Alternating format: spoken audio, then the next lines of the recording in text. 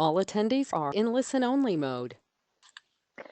Good morning, everybody, and welcome to Policy and Practice's webinar on how to influence central government. It's great to have you on board today. Thank you very much for joining us. You'll be joined by Devon Galani, Jake Love-Soper and Paul Howarth on today's webinar. Before we get started, and just while we wait maybe for a few more people to arrive, I'd just like to do a quick bit of housekeeping with you. I'd like to just check that you can hear us okay. So if you can give me an audio check by raising your digital hand on the right-hand side in the panel and give me a wave and let me know that you can hear me, that would be fantastic. And while you're doing that, just to let you know that we do encourage you to ask questions throughout the webinar in the same panel on that right-hand side. So if you just have a look around there. We will be having a number of polls, nice and interactive today. And there will be a short survey at the end of the webinar. It's automatically served, which we'd be very grateful if you could complete that for us. And we will have you on your way by 11:30 today. Great, thank you very much, everybody. Thank you for letting me know that you can hear me. That's fantastic. Excellent. Okay, so let me introduce you to our speakers today. Here are the faces on the screens for you. And first up, Devon Galani. Over to you, Devon. Hi, thanks, Janet. I'm just checking that the slides are moving forward. I just thought I'd mention that just in case they weren't. But yes, thank you everyone for joining this webinar. And I will, before Jake and Paul, I let Jake and Paul introduce themselves. I just thought I'd say briefly why I wanted Jake and Paul specifically to be on this webinar, which is that Paul has been just an absolute huge support to policy and practice right from the outset in terms of particularly that relationship between local authorities and central government. I'll say a bit more about his background in a moment, but understanding how that relationship works and how that influencing relationship works as well. And Jake, who we've been working together for over 6 months now, but that link between just whenever I need to understand how, particularly with the level of change in government since the Brexit vote, really, just really how the civil service works at central government, and that's been a huge help. I'll say a bit more later on about why influencing government is so important to policy and practice, but I'll hand over to Jake and Paul to say a bit about themselves now. Thanks, Devon. Hi, everyone. So my name's Jake Love-Soper. I was a civil servant in DWP. I've worked in the Treasury and Cabinet Office as well for about 10 years, which I guess gives me some measure of insight into how influencing works. So looking forward to sharing some of my ideas with you this morning. Okay, and I'm Paul Howarth. I worked in DWP and its predecessors for far longer than I care to think about, really. But for the last 10 years, I was head of housing benefit policy and therefore had a lot of dealings with both ministers and with local authorities. And I'm now a part-time consultant for the Welfare Reform Club. Good morning and welcome. Excellent. Thank you very much. It's great to have you here, everybody. Today's agenda, it looks packed, and it is packed, and we've got a lot to get through, but we're going to go at pace. So first up then, as Devon mentioned, we're going to talk a little bit about why it's important to policy and practice to influence government, what we like to get out of it, before having a talk about what your own objectives are in terms of influencing government. We're going to talk about who at DWP to talk to, a bit about timings, and also about the current DWP priorities, a little bit about committees, and then talking about your own personal approach to influencing. So to kick us off, first up is a poll. Now these aren't difficult questions, but just to get us going. So I'm going to get a poll together, and you should see this coming up on your screen right now. The question that we're asking you, hopefully you can see it, is how do you rate your current knowledge of government?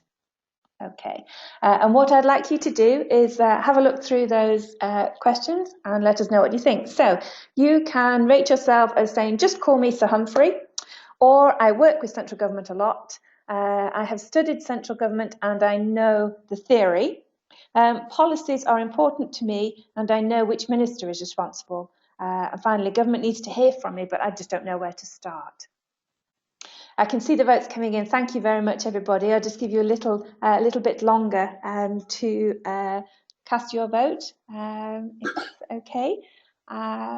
That's fantastic. So I can see that most people have voted. So thank you very much. Let's have a look and see what everybody says. Let's close that poll. And then you should see that on your screen right now. Okay. Right, we have a tie. So government needs to hear from me, but I don't know where to start, is equally important to you as policies are important to me, to my job, and I know which minister is responsible.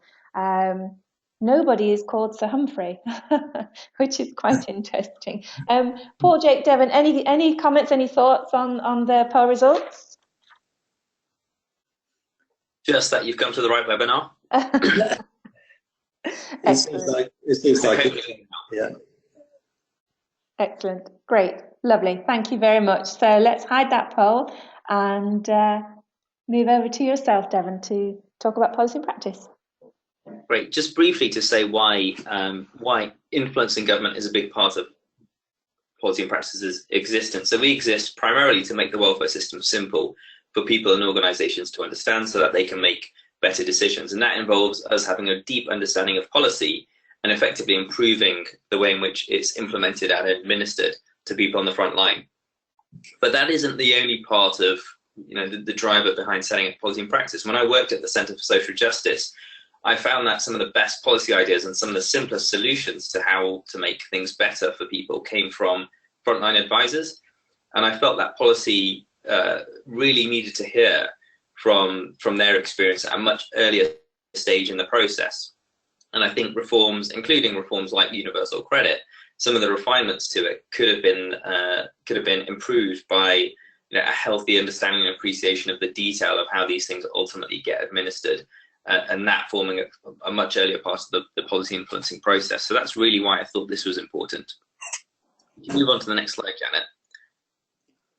There was influencing policy isn't important to policy and practice in and of itself. It's important to policy and practice is client. It's important to our customer base. Really, it's important to us that our customer base have that voice, and our client base and frontline advisors across the UK have the ability to influence central government, because really it's from them. It's only by working with yourselves, attendees on the webinar, and our wider network, that we have the authority and ability to influence policy. Briefly, we do that in a couple of different ways. I'll talk a bit about some of the ways in which we've had national impact toward the end of the webinar. But really what I wanted to talk a bit about was how we use data, evidence and analytics to really influence policy. I think that's been a really important part to policy and practice's ability to influence government. I think the other 2 points I'd say is that we always have take the approach of, when we're trying to influence, we try and understand where the person we're trying to influence is starting from, and we try and start from there as well. So understanding what the minister's policy objective is and the pressures that they're under has always been a really important part of having them recognise that we're on their side, and building a strong, trusted and constructive relationship with the departments and the people within those departments that we're trying to influence has always been key. But those are a couple of principles that I've lived by. It's much more important and much more useful, I think, to everyone to hear from Paul and Jake. So without further ado, Janet, is probably a good point to move on. Excellent. Thank you very much, Devon. So we're going to just do our second poll. I told you we were going to go at pace. So just to get you thinking about, why do you want to talk to central government? We'd love to know your thoughts. So here we go. Here's the poll here. Hopefully you can see that on your screen now. So the question is, why do you want to talk to central government? As before, please do click away. The government should know about our research or experiences. We have ideas that government should listen to. We want to know more about a particular policy. My organisation wants to sell something to government. I want to talk about something else. Hopefully illustrating what we consider are the broad range of reasons why people may want to talk to central government. If you have your own other reason that isn't there on the screen, equally, we're very interested to hear that as well. I can see people voting. Thank you very much. Just to give you a couple more seconds to get your vote in. So yeah, why do you want to talk to central government? And understanding about your own objectives, as Devon said before you start, is a very good starting point. Okay, so thank you very much, everybody. Let's close the poll and let's share the results on the screen. So hopefully you can see 60% of you have said the government should know about our research or our experiences. So very much a call to feed in to government. And also we have ideas that government should listen to. Very interesting, quite stark responses there. Paul, any thoughts on that before we lead into objectives? Well, it seems to me that the people on the webinar know exactly what they want to do, which is great, and hopefully they'll be able to contribute to to our discussion. So yes, I think that's a very interesting outcome. Excellent, great. So let's hide that, and then Paul, move on to your slides. Over to you, Paul. In fact, it leads very nicely into this slide, which is really about the importance of having objectives. I mean, I think this is really the starting point for this discussion on influencing government, and it runs like a thread through the whole discussion. Really very important, key in fact, to know exactly what it is you're trying to do and the implications of that. So, for example, as we've just seen in the poll, do you have research or other evidence of how a policy is working, perhaps on the ground, that you think is important and that you want government to listen to? Do you have a new policy idea which you think is important for government to implement? Possibly, fairly technical point perhaps, but nevertheless important for the people that you are representing.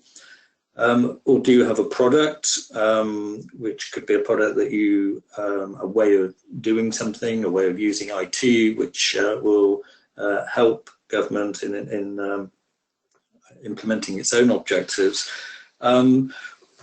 Or do you want to lobby simply lobby on behalf of a group of people who you feel have been missed out by government policies, something of that sort?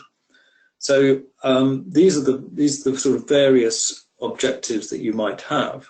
In my experience, I found that often organisations have come without really having a very clear idea of objectives, and it's been very difficult at first to understand exactly what they've been trying to do. So that they might come with a new policy idea, but actually they want to sell a product, and that I think for people in central government can be a bit irritating. So I think the key thing, it's important to have clear objectives. So if we move on, because this will determine, apart from anything else, who it is that you try to speak to in DWP, and clearly knowing what you want to achieve and then knowing who is the best person to try and achieve that with, try and influence, is going to be key. So I'm going to hand over to Jake now to talk a little bit more about DWP and its organisation. Thanks, Paul. Yeah, I mean, once you've got your sort of objectives straight, you're then faced with the task of approaching the department and figuring out where to take it. DWP is a big place. I had a quick look this morning that currently is reporting around 75,000 staff. So that's a lot of people to categorise and break down for you to find the guys or people that you want to talk to. The other issue I think stakeholder influencers face is that the department has a lot of what I would think of as headline stakeholders. So it covers a really broad remit. Older people living in poverty. You've got wealthy older people who are part of the private pensions framework, right the way across to disabled people facing very complicated barriers to work, poorer people, people looking for work, the child poverty remit as well. It's a big group, and finding out exactly where your stakeholder group is located within them is important. So you want to think about exactly what your stakeholder group looks like, and how you're going to reflect their experiences or something fresh about those experiences into the department. I think this brings us on to this distinction between delivery and strategy, or I think it's implementation and strategy nowadays. You know, the department is split. There's the strategy, policy, analysis side. That's what one might think of as conventional Whitehall advice to ministers. And then there's a delivery side as well. So that could be Job Centre Plus, you know, the pension, disability and carers service, that kind of thing. So what sort of experience you're trying to reflect in the department, what sort of influence you're trying to have is going to really have a bearing on whether you're talking to the delivery, the implementation side of the department, or the strategy side too. I want to say something about the kind of research resources that DWP has. You know, it's a big department with a lot of analytical resource. They run what I'm often told at very excellent sort of forecasting, projecting models. There's Pension 2 on the pension side, the policy simulation model on the welfare side, and those are well-resourced, well-regarded analytical resources within the department. That doesn't mean the department isn't very open to having fresh research brought to its door. I just think it means that if you as a stakeholder have, you know, a new line of research to explore, a new set of experiences to bring, you want to be mindful about the credibility of that research when you come into the department. So having a line of research to report or a bunch of stakeholder experiences to bring to officials within DWP, I suppose the question is, you know, is there going to be a door open for me to talk to?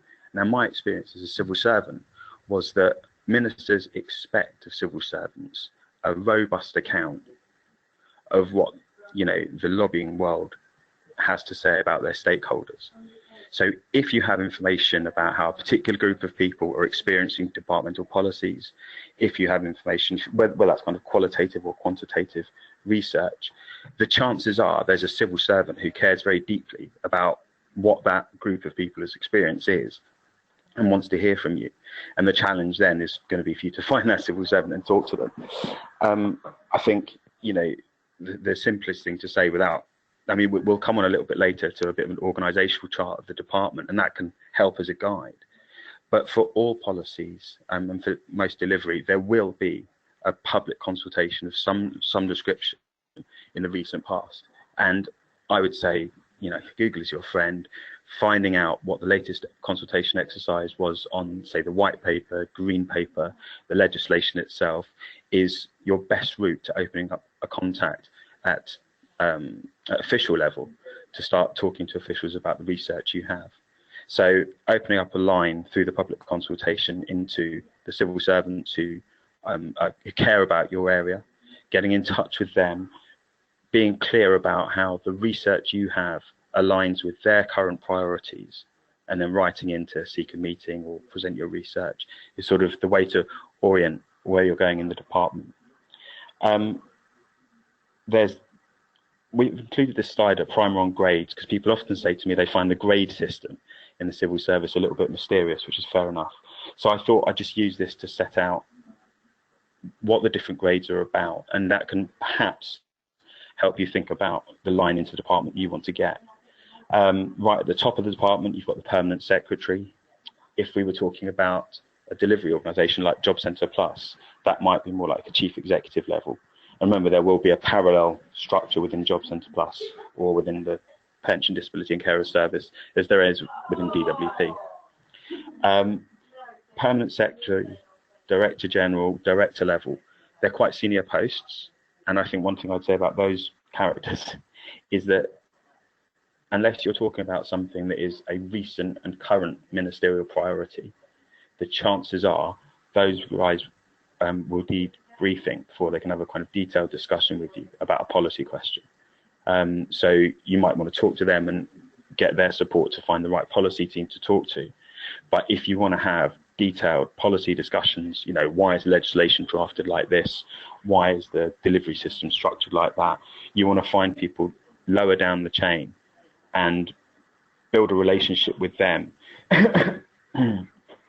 so that you can talk about your policy question, your implementation framework and an expert level of detail.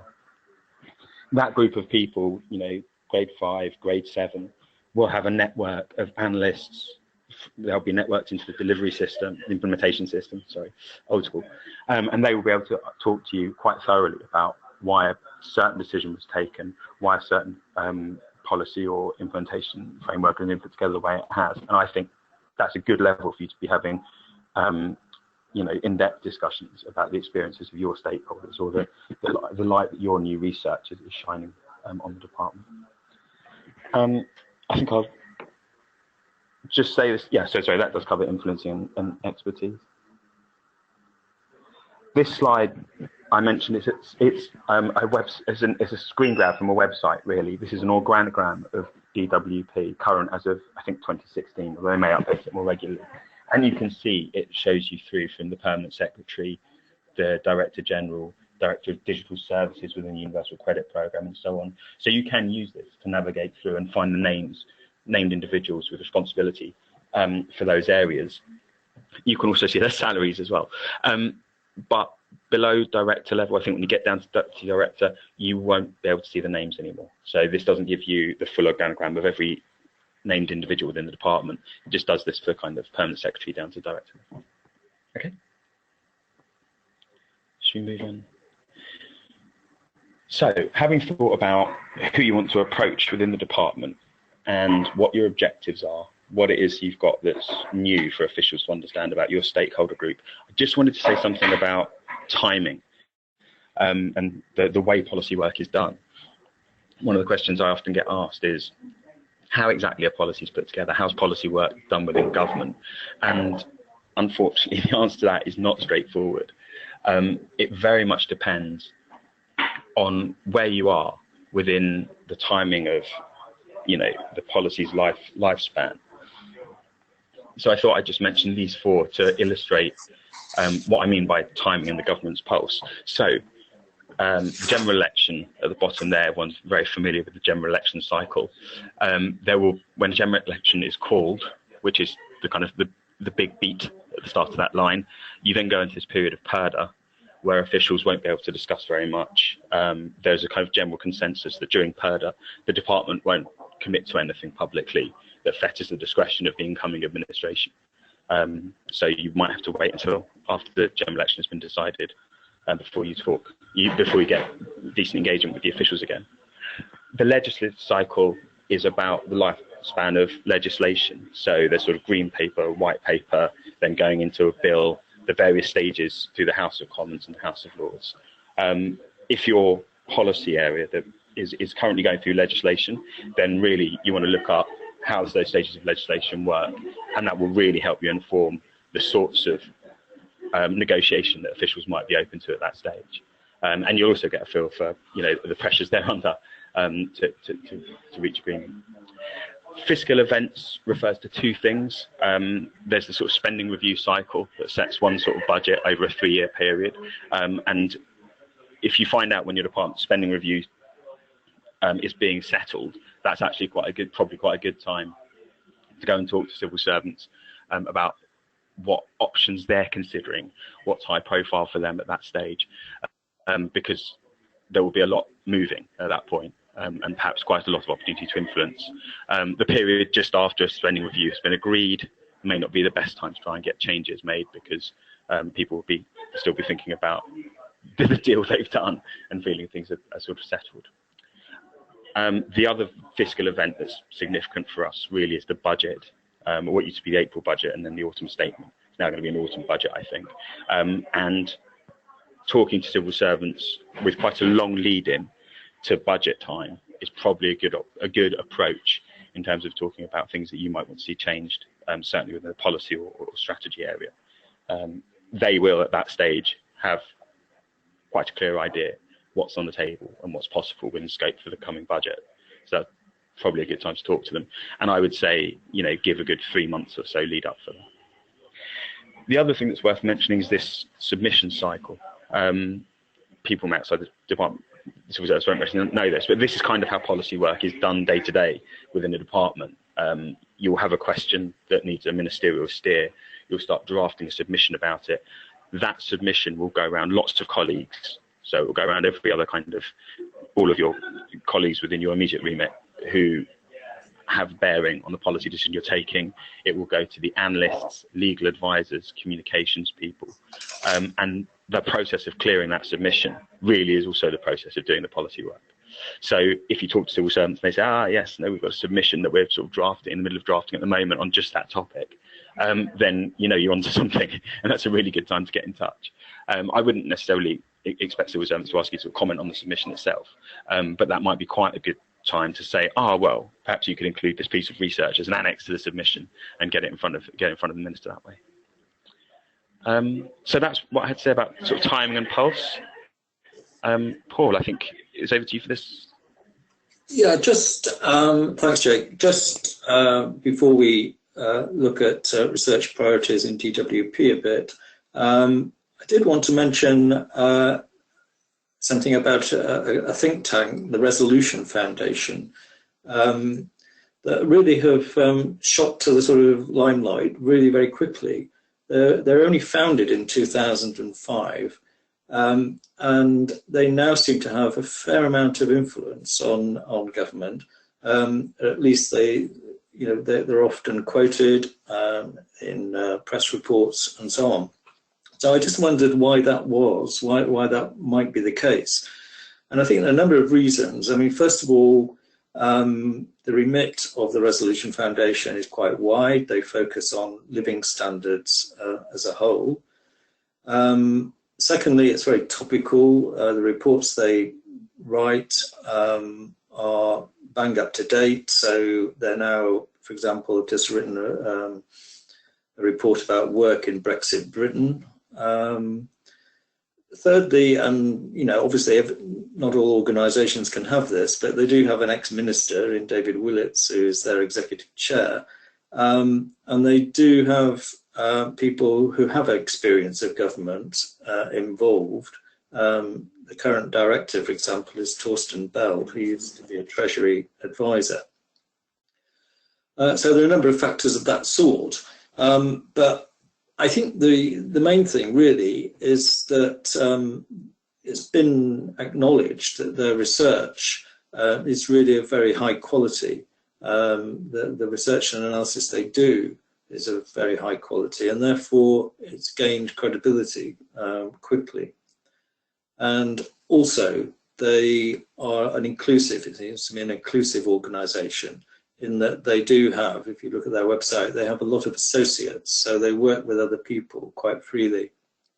So those two things, I think, are quite critical to influencing government, the quality and the inclusiveness.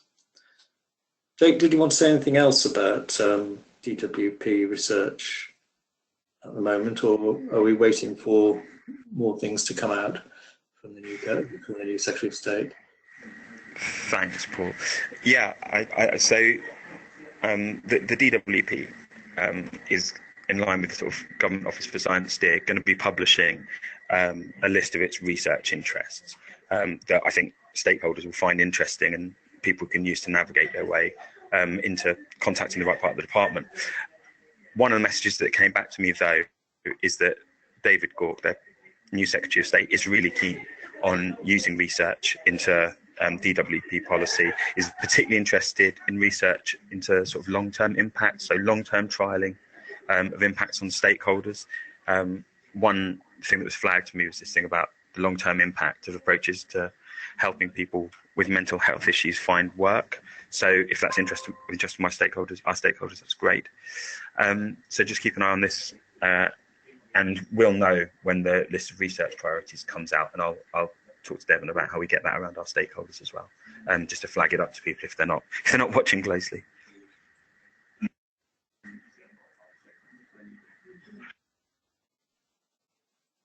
Okay, if I could now just talk about a couple of committees that DWP have, which are interesting and sometimes very influential as well. So it's this is sort of influencing indirectly, but it's worth the effort, I think. First of all, we have the Social Security Advisory Committee. This is a well-respected statutory body who mainly advise DWP on new social security regulations. Not necessarily all of them, but most of them. And when DWP do write new regulations, then the committee may decide to consult about them. And therefore there is then a public consultation, a report is written, and DWP have to respond to that report. So anything that is fairly controversial or novel will usually involve some form of consultation exercise by the committee. It has a very diverse membership, lots of different interest groups. They do try very hard to ensure that all groups are represented, disabled people, for example, black ethnic minorities, and also that Northern Ireland, Wales and Scotland are brought into it. So it is the membership is very broad-based and can actually, and contains a lot of experience, so can actually have some influence. So I think it's worth getting to know them. They do also produce occasional policy papers. One of the last ones was about localisation and social security, for example. So getting to know them or certainly responding to consultations by them is, you know, it can be influential or can get you some influence with government indirectly, if you like.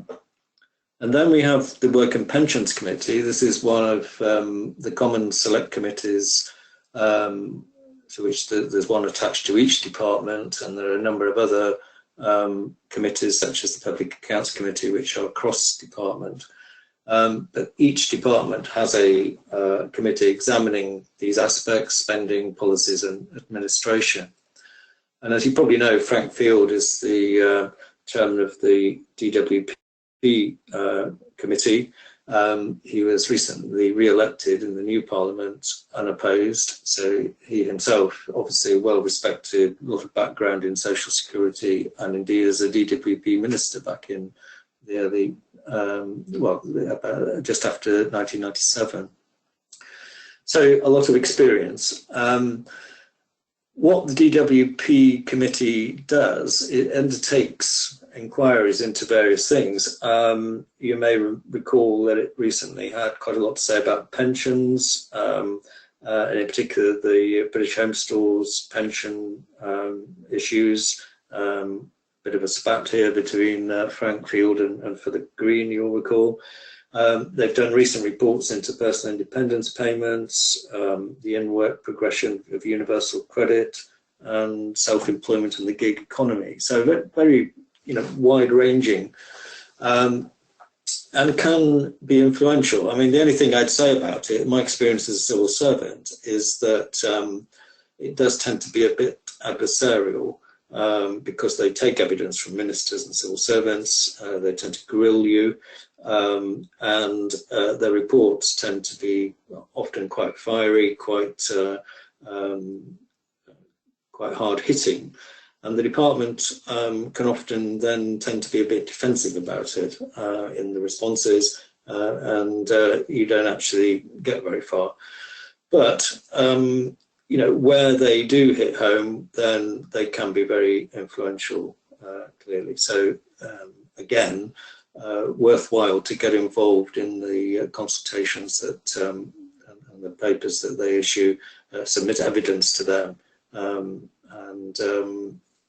you know, you will probably find that will you know, lead on to ways in which you can influence government further.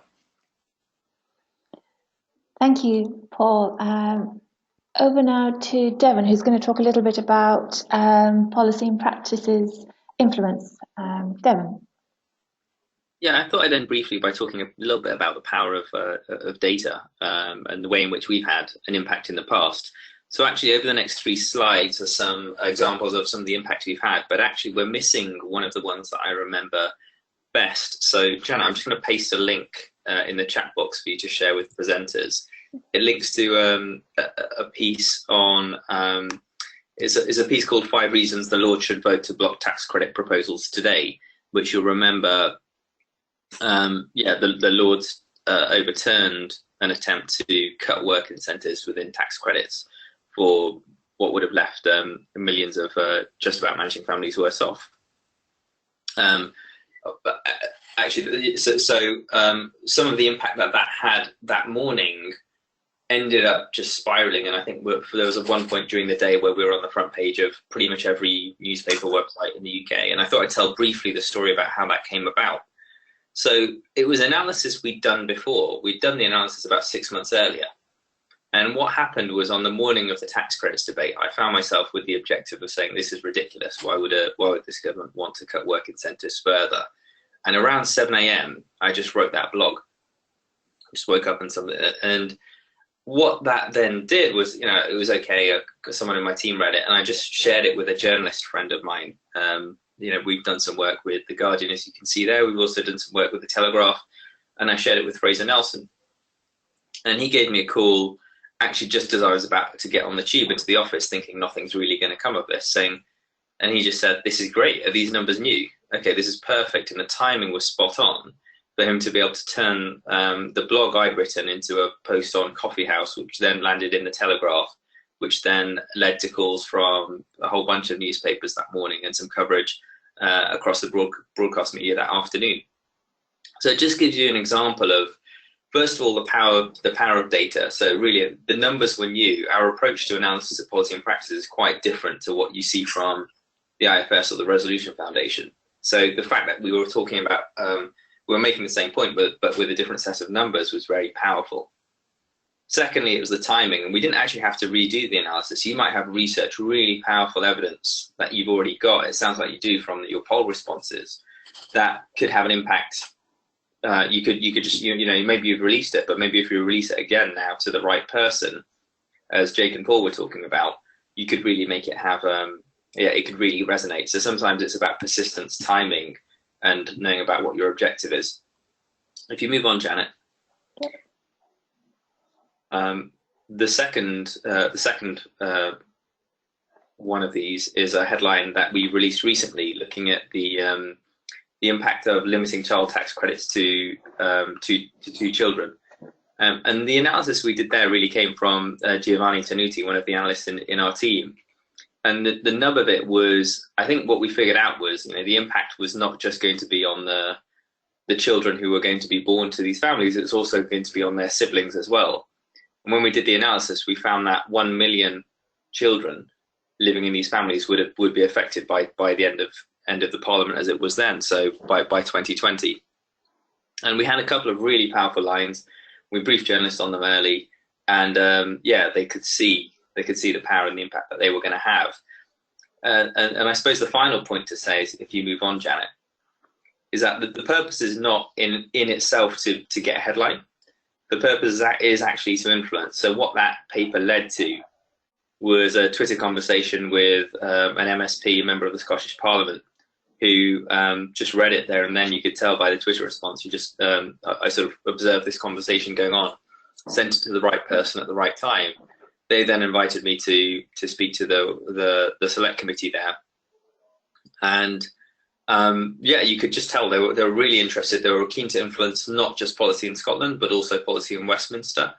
And what they could see was the evidence that we'd been able to pull together using local level data was something that they could use to potentially influence Westminster themselves. So those are conversations that are ongoing and progressing.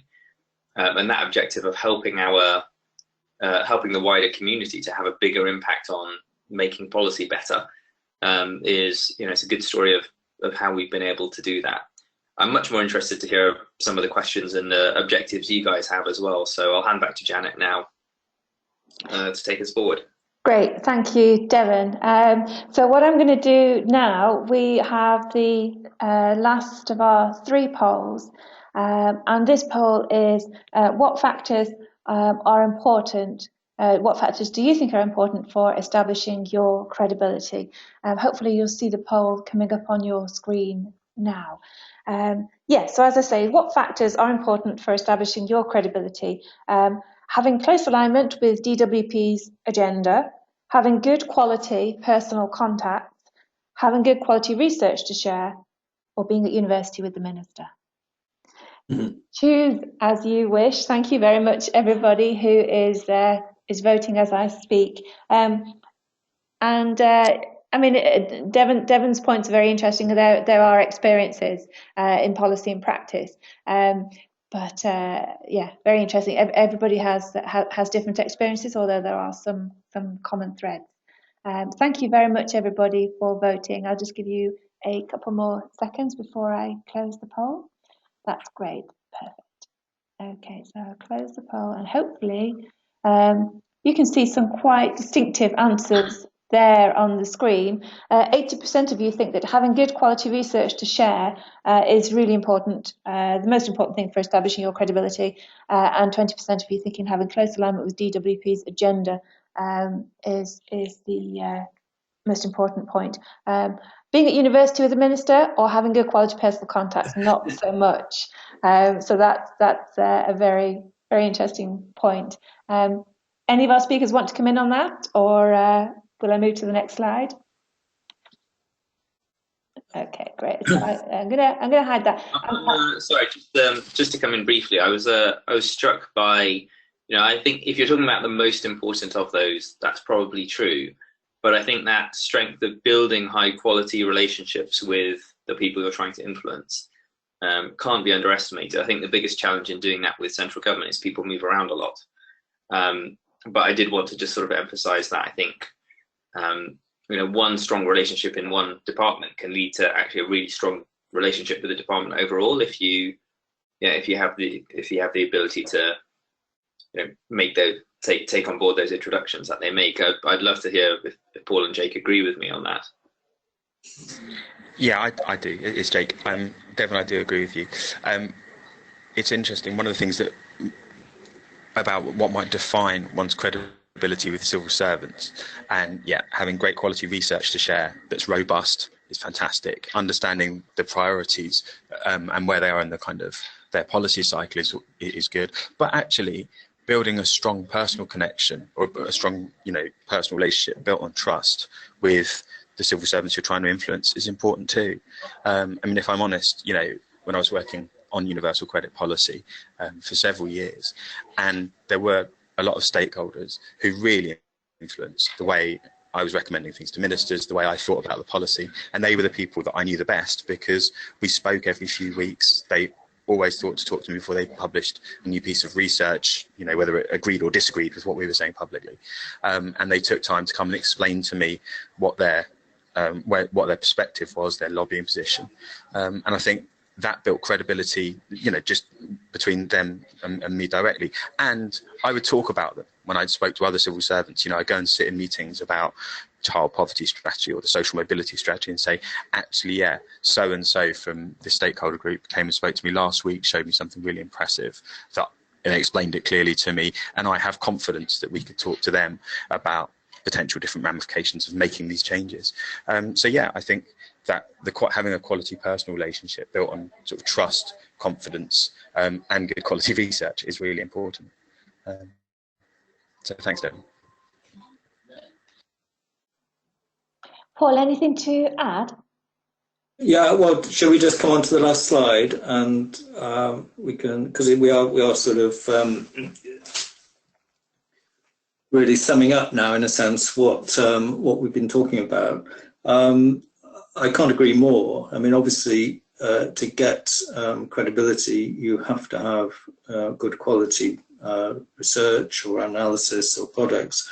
But making and using personal contacts is really important. I mean, as far as I'm concerned, when I was head of housing benefit, I developed good contacts with a whole load of groups, the National Landlords Association, Citizens Advice, CML and so on, Council of Mortgage Lenders, that is. And that was really very important, I think, both ways.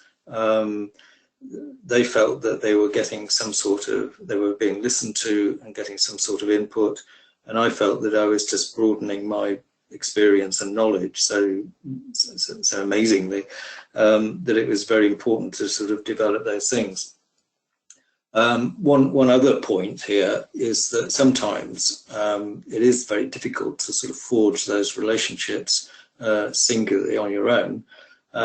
So it may be that you get together or find it useful to get together with other organisations with similar objectives and see if you can sort of get together and talk to government in that way. There are certainly such groups set up in many departments, so that you know, there are these opportunities to come together, and that's a sort of very good collegiate approach, I think. And I guess the final thing is that you know, don't be worried or be put off if first of all you don't seem to be getting anywhere. Keep at it, basically. You know, Devon has just talked about, in a sense, a stroke of good luck, and you know, that might just be the thing that makes the difference, so that you can make use of your contacts and your good quality research in the best way. So there may be lots of reasons why your initial contact is rejected and not, you know, doesn't seem to be getting you anywhere, but keep at it, basically, is what we would say, I think. And I think that leads us to... Yeah. Thank you, Paul. So this leads to this slide. In summary, Paul, this is your content. Do you want to talk through? Well, I think basically what we've just summarised here, and there's a handout, I think, that Janet will talk about in a minute, but we just summarised those very points. So I'm not going to sort of go over it all again, but I think being clear about your objectives, as Jake has said, looking very carefully about timing. Timing can be critical. If somebody's absolutely, you know, sort of just before a budget and running around like a headless chicken, it's not the right time to talk about a policy objective, potentially. Say, being prepared to hunt in packs, get together with other people, don't give up, and obviously be prepared to make and use these personal contacts. That, you know, taken together, I think that hopefully will give you a good way of influencing government. Thank you, Paul. And as Paul said, in the there is a handout there that you see on the screen, and you can get that by looking in the panel on the right-hand side and just clicking handout, and you can download that directly now as we're still talking. So great summary of the webinar there. Thank you very much to our speakers. Over now to questions. So if I could. I just have two questions here from the audience to start, but as I shall put these to the panel, but please do ask questions as we continue to talk, and that would be great. Can I make one point, actually, which is where I'm also very interested in the first poll, where I think a lot of people said they knew exactly how they wanted, what they wanted to influence government on, and what they could contribute to that conversation. So again, if you've got comments you want to add to that, either in the comment bar here or through the follow-up survey, which will go out automatically after this, it's something that policy and practice are very interested in, because if it's an area where we agree with you that you've got something to bring, perhaps we can help with that influencing perspective. But yeah, and we'd love to hear your questions. Back to you, Janet. Thanks. Okay, so first question, what if I want to influence government on something technical, for example, a technical aspect of universal credit like the waiting time? How do I go about that? Maybe that's one for you, Jake. Thanks, Janet. Influencing on technical aspects.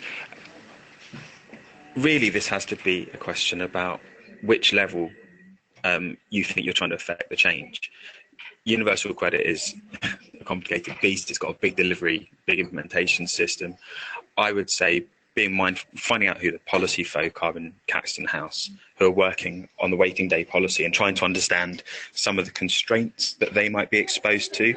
I suspect, without wanting to give too much away, I suspect they would turn around and say, well, look, you know, there's a big cost issue here. Waiting days are part of their funding strategy for universal credit. We have limited room to manoeuvre on the policy there.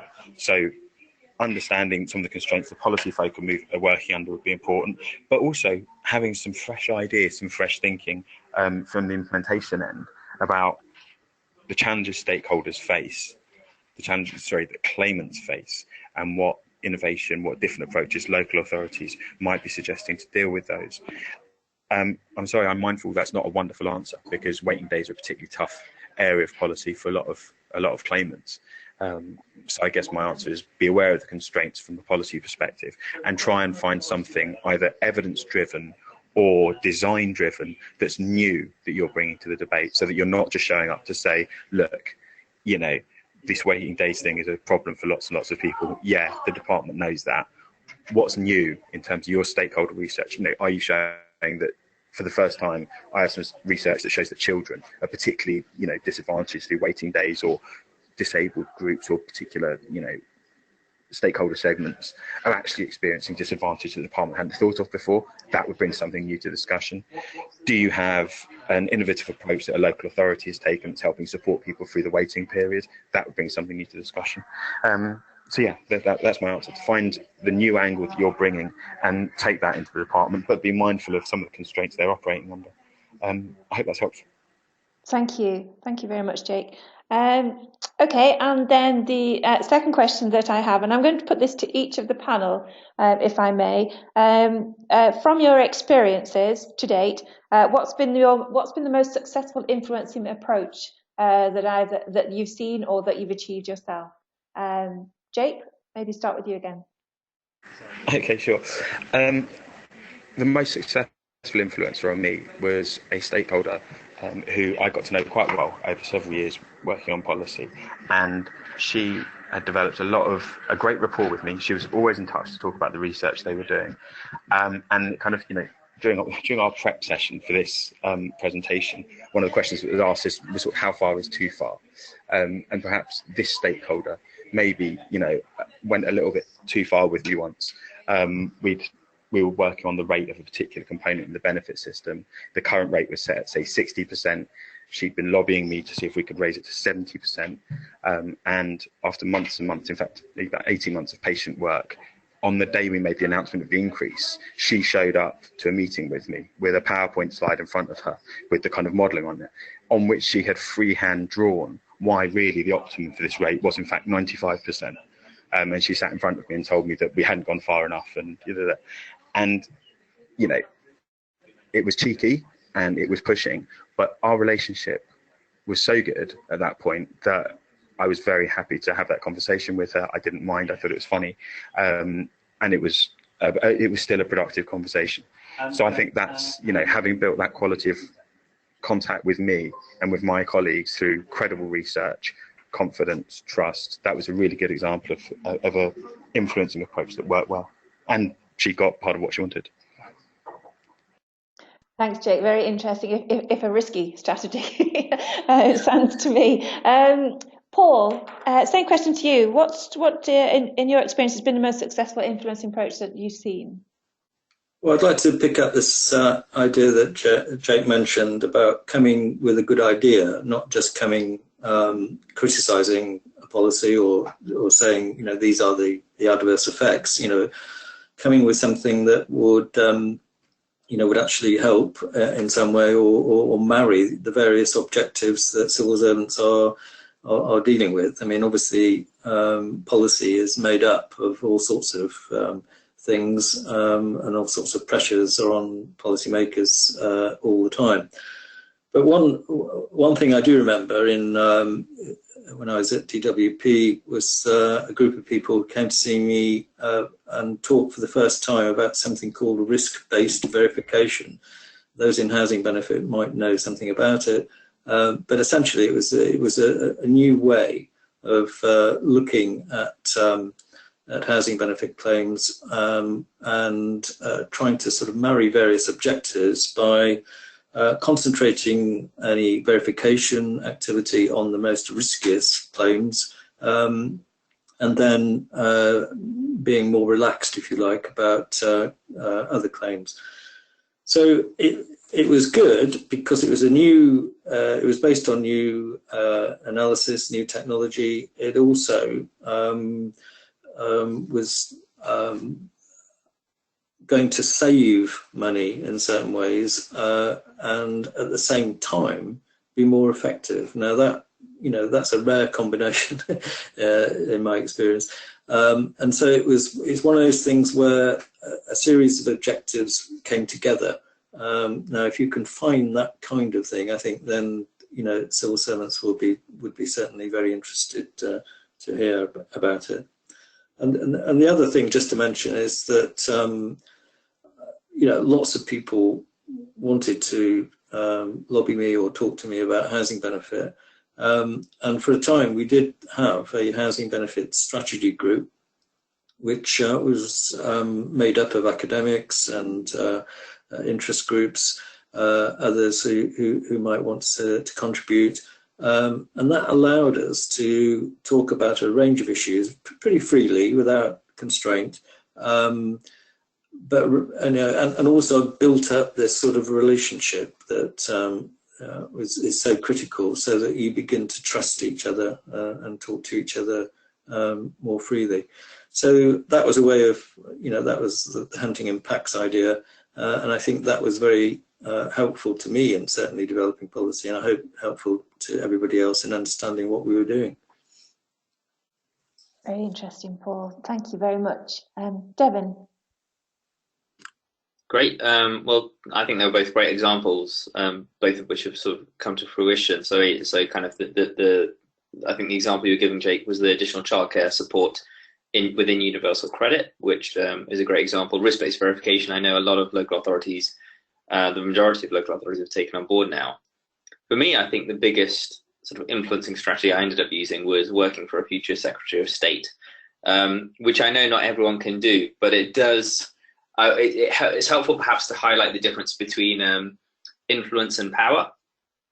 And I think what I had in that influence, in that relationship, was influence. So I was able to, by working for the Centre for Social Justice, I had the credibility to influence. And also I had the personal contact and connection with people in power, and still do to a certain extent. And I think what I think the journey that I've been on through policy and practice is understanding how that sort of political, top-down driven decision-making can work best or most effectively with the slightly more bottom-up in terms of the work we do at the front line. But most importantly, I think the hardest bit of influencing is that middle level of senior officials that we've been talking about today, all of whom are, as useful, powerful influencers, often are the ones who will end up being asked by the minister to provide guidance on some of these decisions. And I think that can be, that's really powerful. And the final point I just wanted to make is that point about patience and tenacity, because I remember before I got into policy, I wrote to my MP about my thoughts on the benefit system at the time, and her view was, if you want to take it on, it's going to take a long time and it's a big problem to solve. So be aware of that.